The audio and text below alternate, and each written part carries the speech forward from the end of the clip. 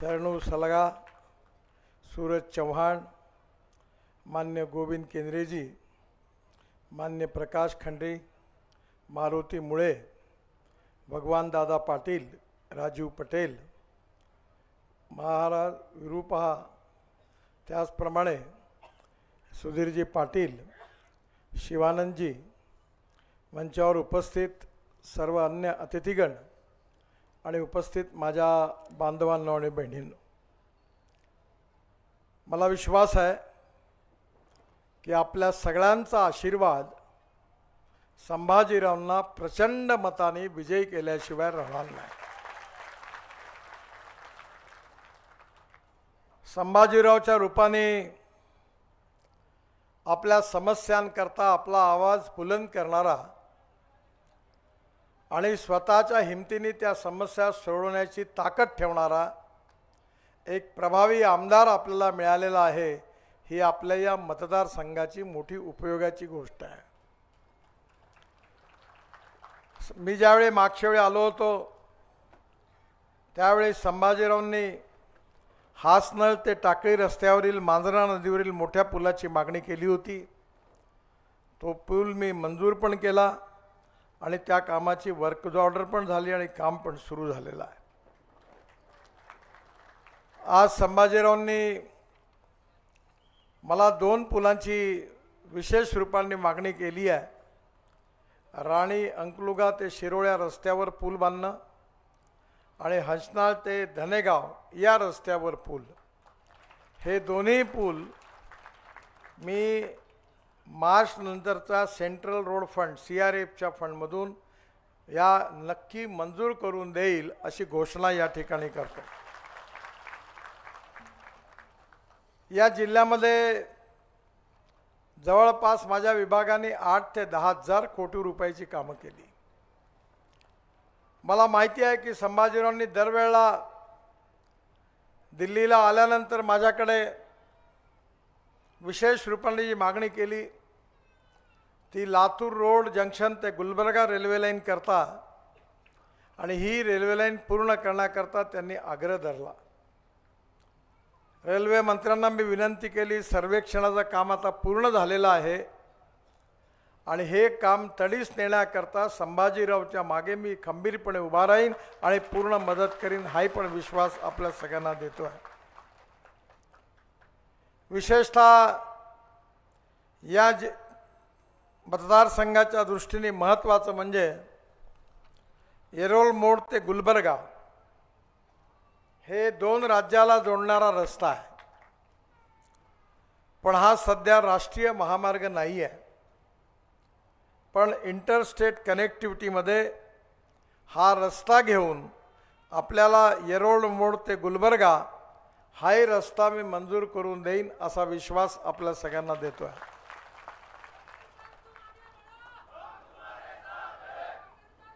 संभाजीरावांनी या भागामध्ये ग्रामीण क्षेत्राचा विकास करण्याकरता खूप ताकदीने काम केलं। आदरणीय अक्का ज्यावेळी खासदार होत्या त्यावेळी मी देखील खासदार होतो। त्यांनी लोकसभेमध्ये अनेक वेळा या भागातले प्रश्न अतिशय पोटतिडकीने मांडलेही पण आणि मंत्र्यांच्या घरी जाऊन त्यांनी त्या प्रश्नाचं फॉलोअप केलं। मागच्या वेळी संभाजीराव माझ्याकडे आले होते लातूर जिल्ह्याचं शिष्टमंडळ घेऊन आणि विशेषतः लातूर इथे श्रद्धेय बसप्पाजी ज्यांचा तो पुतळ्याचा प्रश्न होता तो हलवायला इथल्या जनतेचा विरोध होता। त्यांनी मला हा सगळा प्रश्न समजावून सांगितला आणि त्यांच्या म्हणण्याखातर हाही प्रश्न सोडवण्याचं काम आम्ही भारत सरकारतर्फे केलं, याचा मला आनंद आहे। एक दमदार आमदार म्हणून, मराठवाड्याचा एक दमदार नेता म्हणून आणि महाराष्ट्रातला एक खंबीर युवा नेता म्हणून संभाजीरावांचा महाराष्ट्राला परिचय आहे। एक उत्तम कार्यकर्ता म्हणून जी क्षमता त्यांनी दाखवली त्यामुळे मी सातत्याने त्यांच्या मागे उभा राहिलो आणि मी आपल्याला विश्वास देतो की त्यांच्या मागे मी पूर्ण ताकदीनिशी आणि शक्तीनिशी उभा राहीन आणि या मतदारसंघाच्या विकासाकरता त्यांना पूर्ण मदत करीन असा विश्वास पण आपल्या सगळ्यांना देतो। लातूर जिल्ह्यामध्ये सगळेच कामं जवळपास झालेली आहे। फक्त लातूर ते टेंभुर्णी या रस्त्याची अडचण होती, पण यावेळी येण्याच्या आधी लातूर ते मेडशी 4 लेन मंजूर झालेला आहे आणि त्याचा पुढे टेंभुर्णीपर्यंतचा जो रस्ता आहे त्याचाही DPR सुरू झालेला आहे। हा रस्ता मी 4 लेन आपल्या सगळ्यांना करून देईल, म्हणजे आपल्याला पुण्याला जाण्याकरता सहज शक्य होईल याची मला कल्पना आहे। या जिल्ह्यामधल्या जनतेने ज्या ज्या रस्त्यांची मागणी केली ती सगळी मागणी पूर्ण करण्याचा मी सातत्याने प्रयत्न केला। बांधवांनो आणि बहिणींनो, रस्ते हे आपल्या शरीरामध्ये जशा रक्तवाहिन्या असतात तसं रस्त्याचं महत्त्व आपल्या जीवनामध्ये आहे। American president John F Kennedy यांनी एक प्रसिद्ध वाक्य सांगितलेलं आहे। त्यांनी सांगितलं होतं की American roads are not good because America is rich, but America is rich because American roads are good. America धनवान आहे म्हणून अमेरिकेतले रस्ते चांगले झाले असं नाही, तर अमेरिकेतले रस्ते चांगले झाले आणि म्हणून अमेरिका धनवान झाली। आणि म्हणून मला अतिशय आनंद आहे की आज रस्ते झाले, पाण्याची सोय करण्याची आवश्यकता आपल्याकडे मोठ्या प्रमाणावर सिंचनाच्या सुविधा आपल्याला मिळावा याकरता सातत्याने प्रयत्न केला गेलेला आहे। पण यामध्ये एक विनंती माझी संभाजीरावांना आहे की आमच्या विदर्भाच्या क्षेत्रात 10,000 शेतकऱ्यांनी आत्महत्या केल्या। यवतमाळ, अमरावती, अकोला, बुलढाणा, वाशिम, वर्धा या 6 जिल्ह्यामध्ये शेतकऱ्यांनी आत्महत्या केल्या। त्याचं मुख्य कारण कॉटन प्राइस मेकॅनिझम आणि सिंचनाचा अभाव ही 2 मुख्य कारणं होती। आम्ही दरवर्षी ॲग्रोव्हिजन करतो, मोठं कन्व्हेन्शन होतं, 3.5-4 लाख शेतकरी येतात, 4 दिवस चालतं, ते 22 तारखेपासून सुरू होणार आहे। आणि यावेळी मला अतिशय आनंद आहे की गेल्या 15 वर्षापासून विदर्भामध्ये आणि महाराष्ट्रामध्ये अनेक ठिकाणी आम्ही रस्त्याची कामं करत असताना रस्त्याला लागणारी माती आणि मुरुम जे लागतं त्याकरता नदी नाल्यांचं खोलीकरण आणि रुंदीकरणाचा कार्यक्रम हातात घेतला। अनेक ठिकाणी शेतकऱ्यांना शेततळे बांधून दिले आणि जे जुने तलाव होते, डॅम होते, गाळ साचला होता, त्याचा गाळ काढण्याचं काम केलं। 1 रुपयाचाही खर्च त्यांच्यावर लावला नाही, फुकट केलं। महाराष्ट्रामध्ये 1,000 पेक्षा जास्त अमृत सरोवर बांधली। पंजाबराव कृषी विद्यापीठामध्ये 36 तलाव बांधले। ज्यांच्याकडे 350 एकर जमीन पाण्याखाली होती तिथे आता 4,000 एकर जमीन पाण्याखाली आली। आता परभणीच्या कृषी विद्यापीठात देखील तिथल्या रस्त्याचं काम करत असताना आम्ही त्या ठिकाणी तलाव बांधले। अनेक महाराष्ट्रातल्या कानाकोपऱ्यामध्ये मोठ्या प्रमाणावर असे अमृत सरोवर बांधले आणि नदी नाल्यांचं खोलीकरण आणि रुंदीकरण केलं। जे तलाव होते, जी धरणं होती, त्यामधला गाळ असेल, माती असेल काढून त्याची स्टोरेज कॅपॅसिटी वाढवण्याचं काम केलं। त्यामागे तत्त्व हे होतं की धावणाऱ्या पाण्याला चालायला लावा, चालणाऱ्या पाण्याला थांबायला लावा आणि थांबलेल्या पाण्याला जमिनीला प्यायला लावा। गावातलं पाणी गावात, घरातलं पाणी घरात, शेतातलं पाणी शेतात। आणि खऱ्या अर्थाने आपण जर हे केलं आणि आपल्या प्रत्येक शेतकऱ्याला जर आपण त्याच्या विहिरीला उन्हाळ्यात देखील 7 ते 8 तास आपल्याला पाणी पुरलं आणि प्रत्येक विहिरीवर सोलर पंप आपण लावला तर आपलं चित्र बदलल्याशिवाय राहणार नाही असा माझा दृढ विश्वास आहे। माझी पण शेती आहे, 3 विहिरी आहे। 1 तासामध्ये मार्च महिन्यामध्ये पाणी संपायचं। मग आम्ही ठरवलं, नदीचं खोलीकरण रुंदीकरण केलं आता विहिरीला भरपूर पाणी आहे आणि मला सांगताना आनंद होतोय की भारत सरकारने योजना आखलेली आहे। त्या योजनेतून मी 7.5 हॉर्स पॉवरचे 3 ऊर्जा पंप, सोलर ऊर्जा पंप लावले आणि माझ्याकडे आता जवळपास 7 ते 8 तास पाणी आज चालतं आणि 60च्या 60 एकर जमीन पाण्याखाली आहे। मी आता हेलिकॉप्टरमधून उतरल्यानंतर मी संभाजीरावना सांगत होतो की माझ्याकडच्या ज्या तुरी होत्या त्या 6 फुटापेक्षा उंच आहे आणि माझ्याकडे एका एकरामध्ये 88 टन ऊस झाला, 10 एकरात 880 टन झाला। याचं कारण मी आमच्या इथे प्रेस मड स्पेंट वॉशपासून आम्ही बायो फर्टिलायझर तयार केलं। एक कल्चर इंडियन ऑइल फरीदाबाद त्यांनी तयार केलं आणि त्या कल्चरपासून एक भूसुरक्षा नावाचं खत तयार केलं आणि आता मी नागपूर महानगरपालिकेमध्ये जे शौचालयामध्ये जे पाणी टाकतात ते पाणी शुद्ध करून आम्ही महाराष्ट्र सरकारच्या कोराडी आणि खापरखेडा वीज प्रकल्पाकरता ते पाणी विकतो आणि टॉयलेटमधलं पाणी विकून आम्हाला 300 कोटी रुपये वर्षाचे मिळतात। 300 कोटी रुपये। आता त्या पाण्यामधून जी घाण निघते ते सॅम्पल घेऊन मी फरीदाबादला पाठवलं आणि त्याचंही कल्चर आणलं आणि यावर्षी 1 लाख टन बायो फर्टिलायझर आपण तयार करणार आहे आणि शेतकऱ्यांना देणार आहे। दुसरा, आपल्या इथे गुजरातचे राज्यपाल महोदय जे आहेत त्यांचं आम्ही भाषण ठेवलं।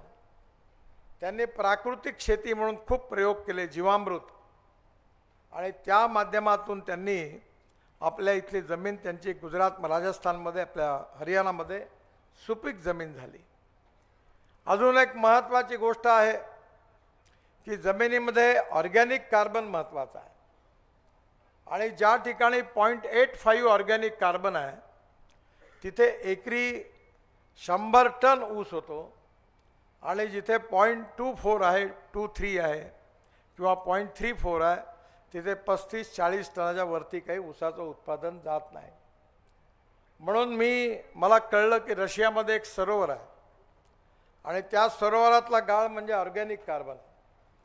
मी रशियामध्ये माझ्या मुलाचं एक्सपोर्ट इम्पोर्टचं काम आहे, त्याचं ऑफिस होतं, त्यांना कामाला लावलं आणि तिथला तो ऑर्गॅनिक कार्बन आम्ही आणला आणि त्याचे एवढे चांगले रिझल्ट आहे की दरवेळेला 0.35 चा 0.45, 1.55 असं वाढत जातं आणि त्या ऑर्गॅनिक कार्बनमुळे आमच्या भागामध्ये मोठ्या प्रमाणावर ऊसाचं उत्पादन वाढलं। मी आता 4 साखर कारखाने चालवतो। नुकताच मराठवाड्याला लागून असलेला वसंत सहकारी साखर कारखाना यवतमाळ जिल्ह्यातला तोही पण आम्ही चालवायला घेतला, तोही बंद पडला आणि त्यामुळे तोही पण चालवायला घेतला। पण आज साखर कारखान्याने ऊस उत्पादकाच्या चेहऱ्यावर हास्य काय? हे साखरेमुळे नाही आहे, साखरेची अवस्था वाईट आहे। यामध्ये आज खऱ्या अर्थाने मराठवाड्यातला, विदर्भातला कमी शेतकरी आहे, पण पूर्ण पश्चिम महाराष्ट्रातला आणि मराठवाड्यातला शेतकरी वाचला असेल तर तो इथेनॉलमुळे वाचला। या देशातला शेतकरी केवळ अन्नदाता नाही, हा ऊर्जादाता झाला पाहिजे। ऊर्जादाता नाही, हा इंधनदाता झाला पाहिजे।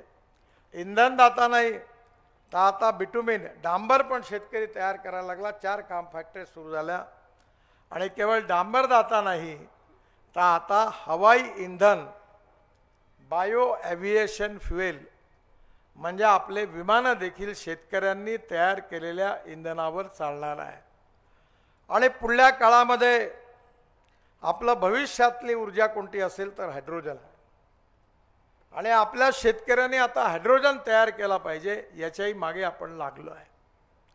मला विश्वास आहे की यावेळी परवा नागपूरच्या इंटरनॅशनल एअरपोर्टचं भूमिपूजन झालं त्यावेळी मी घोषित केलं की 2 वर्षानंतर हे विमानतळ जेव्हा सुरू होईल त्यावेळी पहिलं विमान आमच्या विदर्भातल्या शेतकऱ्यांनी तयार केलेल्या हवाई इंधनावर उडेल अशी घोषणा केली।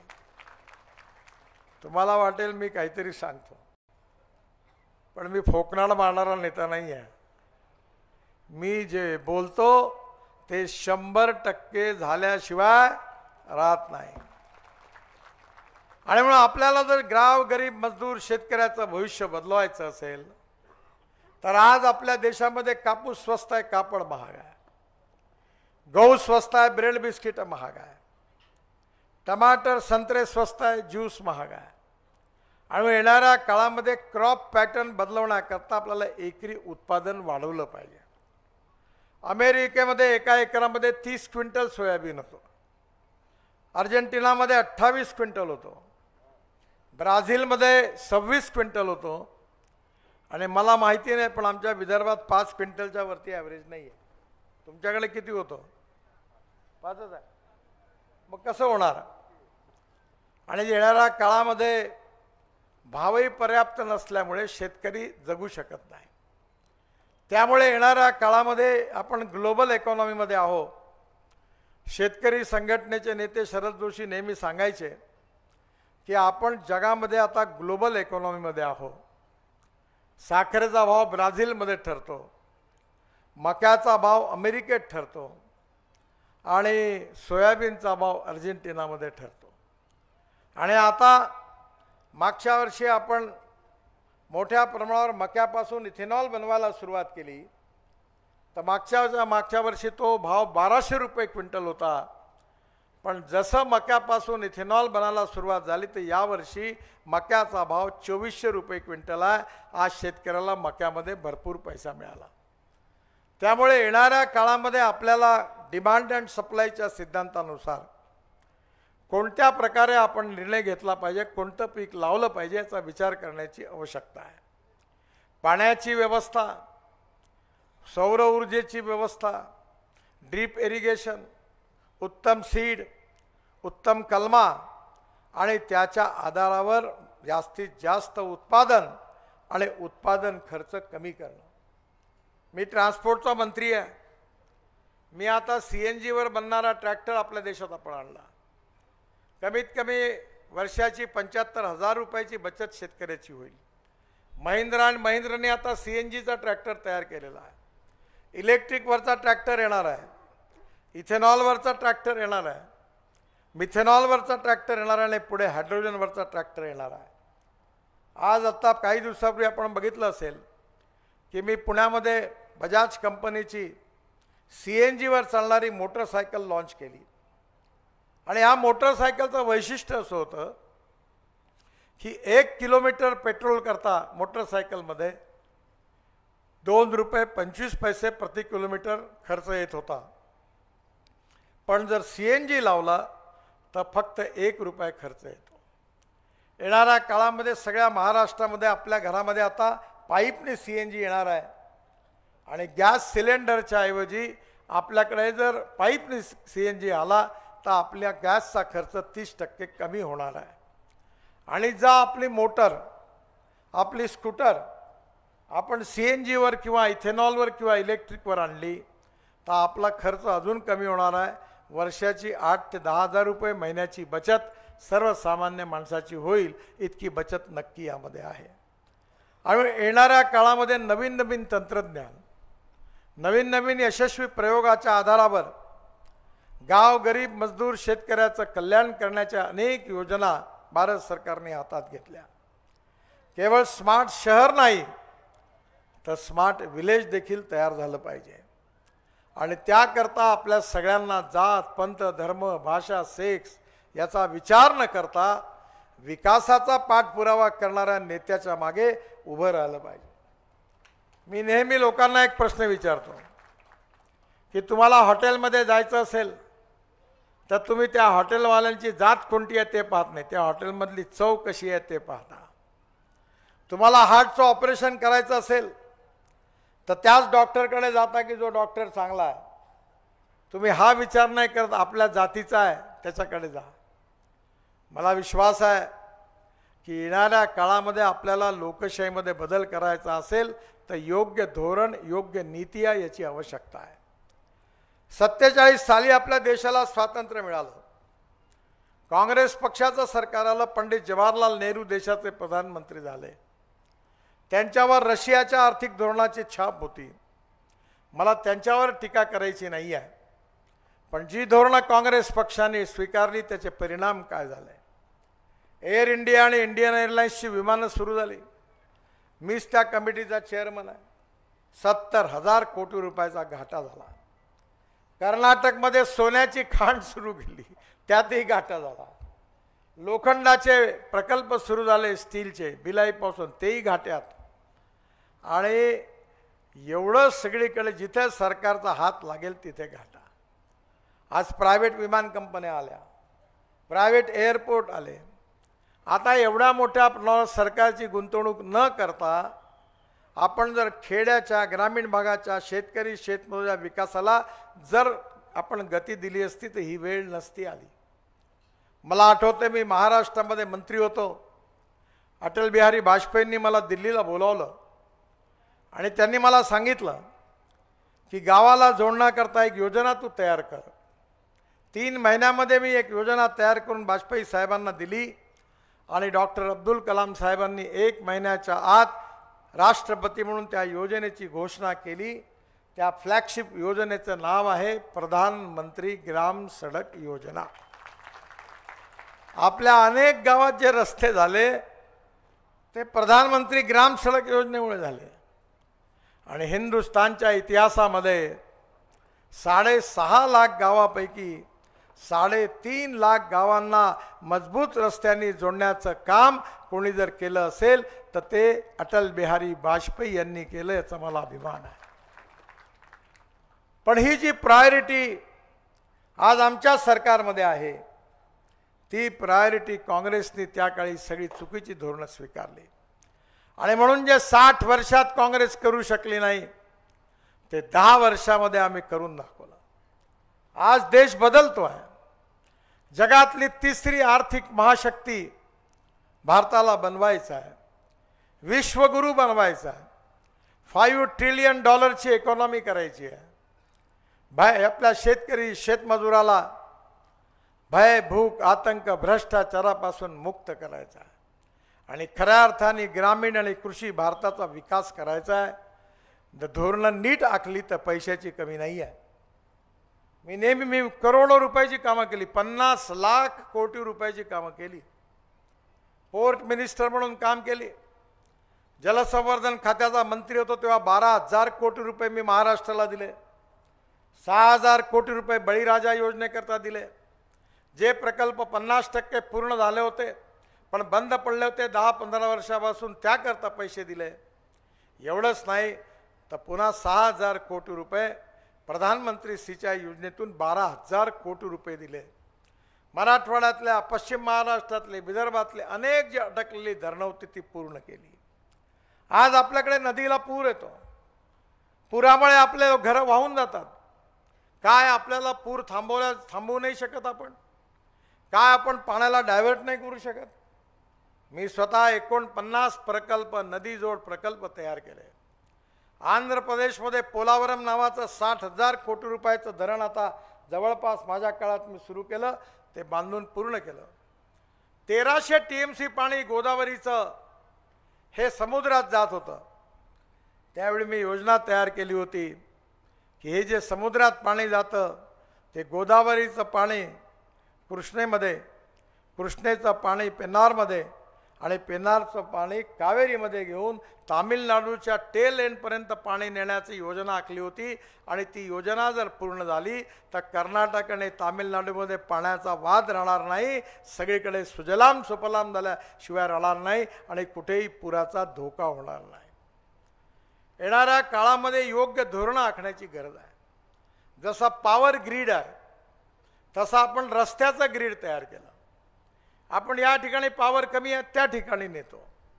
आपण वेगवेगळ्या राज्याला जोडणारे मोठे रस्ते तयार केले. आज तुम्हाला हैदराबादमध्ये 3 तासातून जाता येतं. आधी 8 तास लागायचे. कर्नाटक, आंध्र प्रदेशकडे रस्ते चांगले झाले, उद्योग व्यापार वाढला आणि एक प्रकारे तरुण मुलाच्या हाताला काम मिळालं आणि विकासाचा दर वाढला. या देशाला सुखी समृद्ध संपन्न करायचं असेल तर योग्य आर्थिक धोरणाच्या आधारावर देशाच्या विकासाची विजन घेऊन आपल्याला 50 वर्ष काम करण्याची गरज आहे. आणि हा देश जर योग्य धोरणाचा पाठपुरावा करून आपण जर केलं तर हा देश बदलल्याशिवाय राहणार नाही. आणि या देशाचं आपल्याला भविष्य बदलवायचं आहे. या देशात खऱ्या अर्थाने या देशातली गरिबी, भूकमरी, बेरोजगारी दूर करायची आहे, जातीयता, सांप्रदायिकता दूर करायची आहे. पण काँग्रेसवाले जेव्हा विकासाचं राजकारण करू शकत नाही, तेव्हा मागच्या लोकसभेच्या निवडणुकीमध्ये जेव्हा कन्व्हिन्स करता येत नाही, तेव्हा जनतेला कन्फ्यूज करण्याचा प्रयत्न काँग्रेस पक्षाने केला. काय केला? त्यांनी सांगितलं की भारतीय जनता पार्टी जर निवडून आली तर बाबासाहेबांचं संविधान बदलवणार आहे. बाबासाहेबांचं संविधान बदलवण्याचा प्रश्नच उद्भवत नाही, आम्ही बदलवणार नाही आणि कोणाला बदलवू देणार पण नाही, ही आमची भूमिका. मी लॉचा विद्यार्थी आहे, मी तसा इंजिनियर नाही आहे, पण मला 9 डॉक्टरेट मिळाल्या, 9 डिलीट्स मिळाल्या. त्यातल्या 5 डिलीट ज्या आहेत परभणी विद्यापीठाची पण मिळाली, कृषी विद्यापीठ, त्या कृषी विज्ञानाबद्दल. पण मी लॉ कंप्लीट केला, लॉ ग्रॅज्युएट आहे, प्रॅक्टिस नाही केली. तर लॉमध्ये एक संविधानावर पेपर आहे आणि त्यामध्ये त्या पेपरमध्ये आम्हाला एक पार्ट जो होता त्या संविधानामधला तो मूलभूत तत्वांचा होता. याच्यावर सुप्रीम कोर्टामध्ये केस झाली होती. चीफ जस्टिस ऑफ इंडिया आणि 10 न्यायमूर्ती 11 जणांच्या खंडपीठाने केशवानंद भारती केसमध्ये निर्णय दिलेला आहे. काय निर्णय आहे? निर्णय हा आहे की silent features of the constitution cannot be change. संविधानाचे मूलभूत तत्व बदलू शकत नाही. मूलभूत तत्व कोणते आहेत? मूलभूत तत्व आहे लोकतंत्र, समाजवाद, धर्मनिरपेक्षता, freedom of speech, fundamental right. आणि हे बदलू शकत नाही असा निर्णय 11 जणांच्या न्यायपीठांनी दिलेला आहे. हा सगळ्यांवर बंधनकारक आहे. त्यामुळे सरकार कोणाचंही हो, प्रधानमंत्री कोणीही हो, भारताच्या संविधानाची मूलतत्व कोणालाही बदलता येत नाही. जे 3 चॅप्टर आहे त्यामध्ये खरा चॅप्टर कोण आहे तुम्ही शोधून काढा. 1975 साली इमर्जन्सी आली. अलाहाबाद हायकोर्टामध्ये इंदिरा गांधी निवडणूक त्यांच्या विरोधात गेला. त्यावेळी काँग्रेस पक्षाने बाबासाहेबाच्या संविधानाच्या धज्जिया उडवल्या, संविधान तोंड मळून टाकलं. आणि तेच काँग्रेसवाले आज सांगतात आहेत की बाबासाहेबचं संविधान आम्ही बदलवणार आहे. म्हणजे चोराच्या उलट्या बोंबा, उलटा चोर कोतवाल को डाटे. आणि म्हणून या संविधानाची ऐशी तशी करून त्याला तोडमरोड करण्याचं पाप या देशाच्या इतिहासात कोणी केलं असेल तर काँग्रेस पार्टीने केलं आणि आमच्या विरुद्ध विषाचा विष कालवण्याचा प्रयत्न केला. आम्हाला असा देश तयार करायचा आहे की तो जात, पंथ, धर्म, भाषेपासून कुठल्याही प्रकारचं डिस्क्रिमिनेशन करणारा नको आहे. हा प्रचार केला जातो की आम्ही मुसलमानांच्या विरुद्ध आहे. मला सांगा, 67 योजना भारत सरकारने आणल्या. आपल्या इथे गॅस सिलेंडर आणि शेगडी करता आपण 9.5 कोटी लोकांना दिली. ती योजना आपण आणली. आयुष्य योजना आणली. लाडकी बहीण आता योजना सुरू आहे. मला सांगा, कुठे असं लिहिलं आहे का की दलित आणि मुस्लिम समाजातल्या लोकांना अप्लाय करता येणार नाही? असं लिहिलं आहे कुठे? नाही. या सर्व योजनांचा फायदा सगळ्यांना मिळाला आहे. सबका साथ, सबका विकास, सबका प्रयास, सबका विश्वास. आम्ही कधी जात, पंथ, धर्म, भाषेच्या आधारावर कोणालाही डिस्क्रिमिनेट केलेलं नाही.